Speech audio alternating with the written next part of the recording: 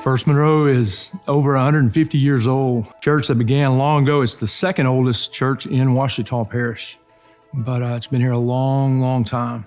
So it comes with a lot of history. I came in May of 1990 as a young, inexperienced youth minister. Exciting times. I guess back in the day, way before I came, it was the church. It was the church of the Twin Cities. We tried all sorts of stuff, as I remember. We tried programs, and it seemed like what we would do would work for a short season, but it wasn't anything that was lasting. Things would come and go, and you would say, all right, well, where's the fruit of that? A time was going to come where we had to do something. God used James to help lead that. So when I got here, I was 27 years old, and I'd never been a pastor before. And so I remember thinking the church was crazy for even talking to me. I didn't know what I was doing. I remember I could go back and look, and all numbers indicated it was like 1987. And from 1987 all the way down to 2017, there was just this consistent decline in church attendance and financial. And I'll never forget one time I'd gone up to our sanctuary, and I just kind of sat, and it was dark, and pulled open my Bible, and I opened Ezekiel 37, and it's that where Ezekiel looks over, and God looks over the valley of dry bones, and he says, can these bones live? And I remember just being just so confused, and I remember just really having an honest conversation with God of just like, God, I need you, and I need you to do a work that I can't do, and I trust you, and let's just see what happens. We did have a period where there were some major changes, and it was really frustrating. And there were conversations at that point of, this is sad to say, but is it really time for First Monroe to go about our own separate ways and everybody go other places? We were here on Sundays, and we were gathering together. We would hear a message, and that would be pretty much it. I think we were an old downtown church that had to get back to the heart of who we were as a church. I remember presenting it to the church of like, hey, like something's gotta, like if this is gonna stop, something has to happen. We've got to confront like what's happening, why is it happening, and then what do we feel like God's pushing us toward.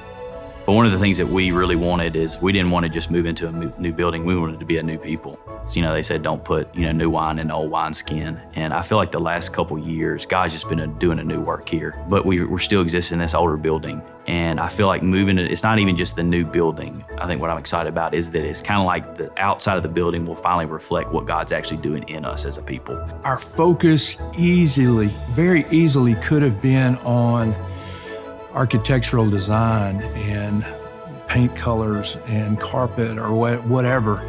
We could have easily, and I've seen it time after time in the past where that became the focus. And it was almost like that was secondhand at this point in the life of our church. We were focused on discipleship and seeking how can we as a church, when we do move to our location, how can we be about what God's got us about in our community? So it wasn't as much about a building and about a location as it was about the heart of who we are as a church. And I remember just like hearing about what Replicate did, and I was like, man, that's what I've been looking for.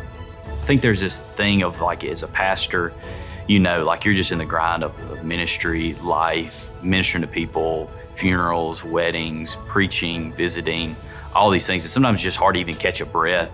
And so I remember hearing about this process, and I remember just thinking, man, I would love to jump in a process where I can just like step back for a second and really evaluate what we're doing, why we're doing it.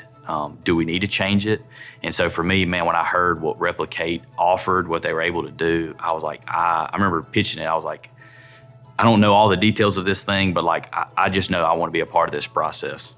I remember we were with almost a year of really thinking through holistically us as a church. And for me, that was, man, I look back and that was something that I think I craved, that I didn't know I needed. And just to be able to sit in a room, to have that margin time, to be able to sit, to ask questions that like I hadn't even thought of, to ask vulnerable questions to us, to assess where we've been, where we're going, do we have a plan? Like just the whole process of Replicate for me was exactly what I'd been wanting. I just didn't know what that was. I didn't know there was a process. I think if we wouldn't have done Replicate, I think it'd just been the same old, same old. I think it would have just been this, not bad, and moving to a new building is a great thing. Like what we wanted people to be excited about was like what God is doing, our vision, what God has us on. Like, that's what we want people to be excited about.